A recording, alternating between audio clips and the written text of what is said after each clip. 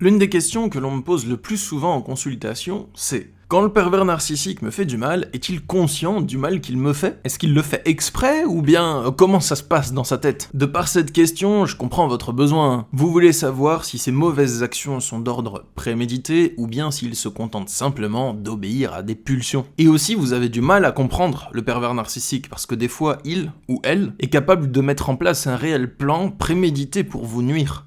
Et d'autres fois, il a l'air complètement dérouté, déboussolé, perdu et irresponsable de ses actes. À la question « le pervers narcissique est-il conscient de ce qu'il fait ?», je suis incapable de vous répondre simplement par un oui ou par un non. Parce que dans les deux cas, la réponse serait fausse. Vous allez comprendre pourquoi je vous dis ça en regardant cette vidéo.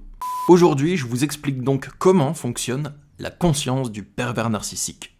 Moi, je me nomme Stan Carré, j'exerce en tant que sophrologue et coach en développement personnel depuis 2015, et je suis auteur entre autres du livre Pervers narcissique, l'identifier, le fuir, se reconstruire, disponible dans toutes vos librairies. La meilleure manière d'écouter cette vidéo, c'est soit de vous poser devant un mode ultra attentif, ou au contraire de laisser la vidéo tourner pendant que vous faites des tâches simples et automatiques du quotidien, histoire d'optimiser votre précieux temps. C'est parti les amis, allons-y. Alors, pour vous expliquer comment fonctionne la conscience du pervers narcissique, j'aurais besoin de vous expliquer le concept que je peux appeler l'œil intérieur de la vérité. Ce que j'appelle l'œil intérieur de la vérité, c'est une sorte d'observateur intérieur qu'on a tous. C'est-à-dire que lorsqu'on fait quelque chose de mal, quelque chose que nous, on trouve mal, on se sent pas bien et on est conscient de nos mauvaises actions.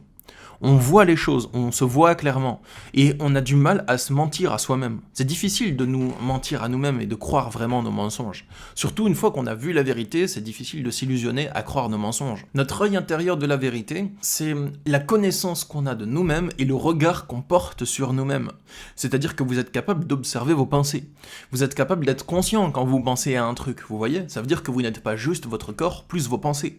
Il y a une sorte d'observateur intérieur en plus. Par exemple, si vous êtes en train de vivre une angoisse. Vous avez des pensées obsessionnelles, vous vous demandez mais comment je vais faire pour faire face à tel problème. Donc il y a votre corps d'une part qui se sent pas bien à cause de l'angoisse, peut-être que vous avez un poids sur la poitrine, des sensations corporelles, difficulté à respirer, et en même temps il y a un phénomène psychologique. Ce phénomène psychologique, ça va être des pensées obsessionnelles, des pensées récurrentes, donc vous allez imaginer que vous êtes en situation difficile, vous allez imaginer le problème que vous n'avez pas envie d'affronter, donc ça c'est le plan psychologique. Mais vous êtes aussi capable de vous apercevoir que vous êtes en train d'angoisser. Vous n'y arrivez pas tout le temps, mais vous êtes quand même capable de le faire. C'est une de vos capacités, de vous dire « Tiens, je suis en train d'angoisser, je suis en train d'avoir ces pensées ». Quand vous le remarquez, c'est pas pour autant que les pensées automatiquement vont s'interrompre. Des fois, elles vont continuer même si vous êtes conscient qu'elles sont là. Ça veut dire que vous avez une capacité d'observer ce qui se passe à l'intérieur de vous. Ou de même que, si vous êtes en train de trahir quelqu'un, vous sentez intérieurement que ce que vous faites, ce n'est pas bien. Voilà. Sauf si vous êtes entièrement en accord avec cette trahison, que vous le faites pour vous sauver, ou quelque chose comme ça.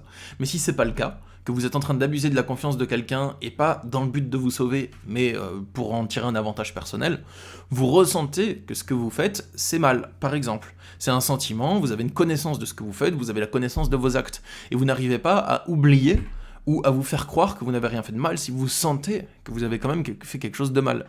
Des fois, si vous avez l'esprit qui n'est pas très bien ancré, c'est possible de vous auto-persuader que vous n'avez rien fait de mal quand vous avez fait quelque chose de mal. Et cette auto-persuasion, elle peut durer plus ou moins longtemps en fonction de votre niveau d'ancrage. Plus vous êtes perdu dans vos pensées, et donc moins vous êtes ancré, plus vous arriverez à vous faire croire des mensonges et à les maintenir pendant longtemps, ces illusions dans votre esprit.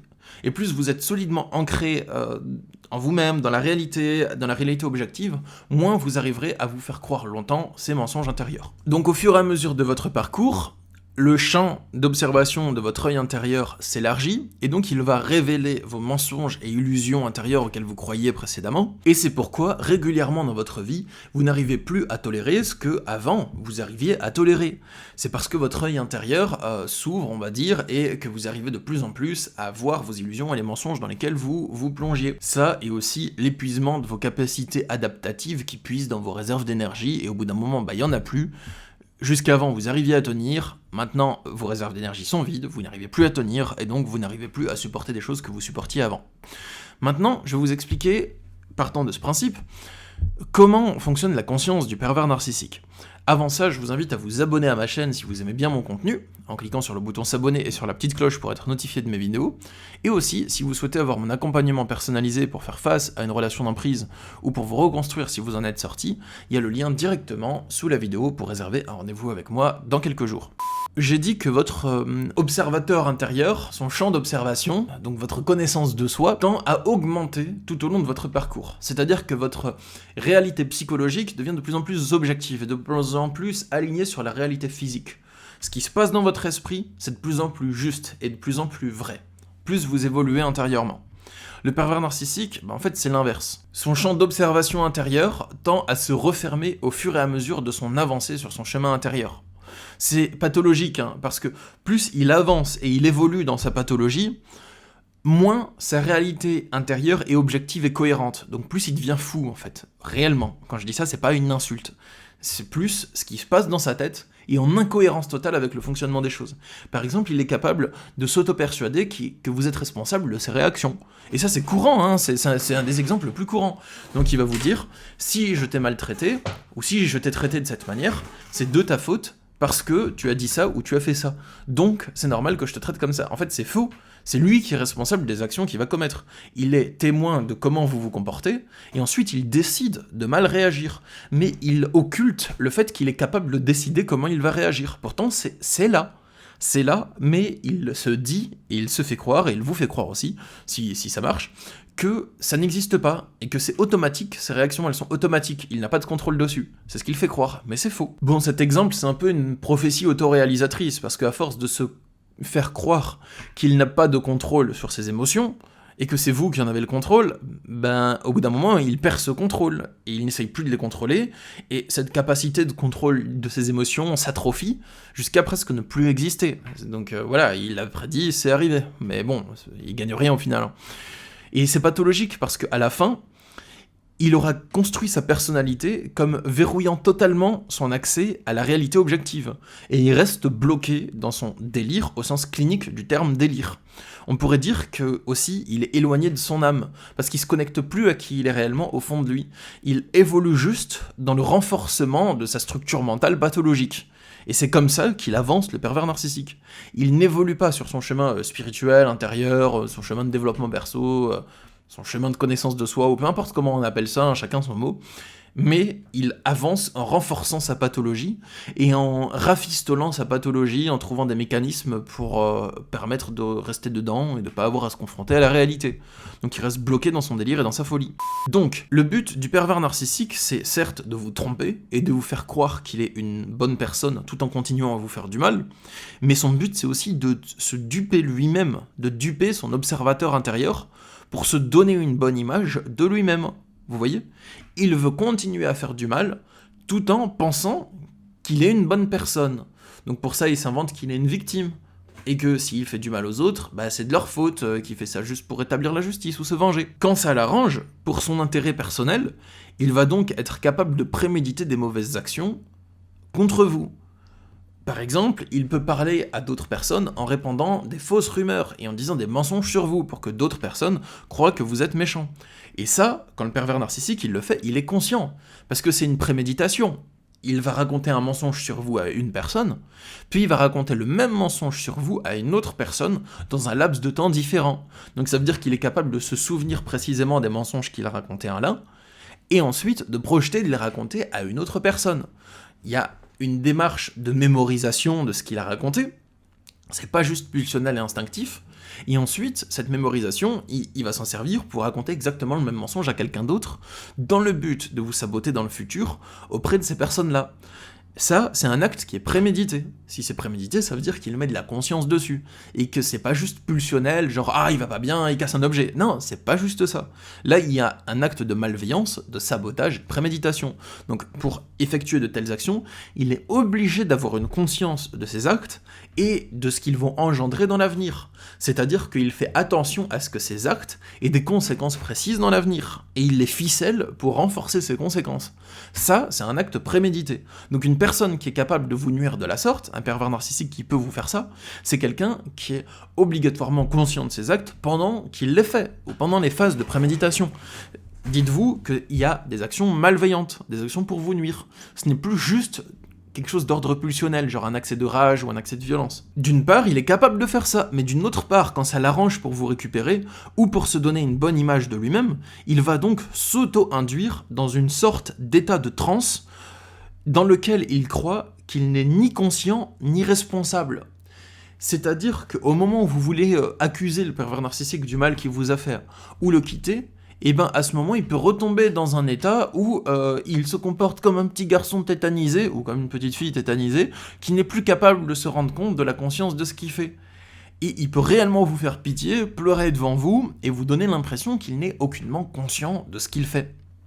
Et ça, c'est grave, parce qu'à ce moment, vous avez vraiment l'impression qu'il ne comprend pas ce qu'il fait, et qu'il ne comprend pas le mal qu'il fait.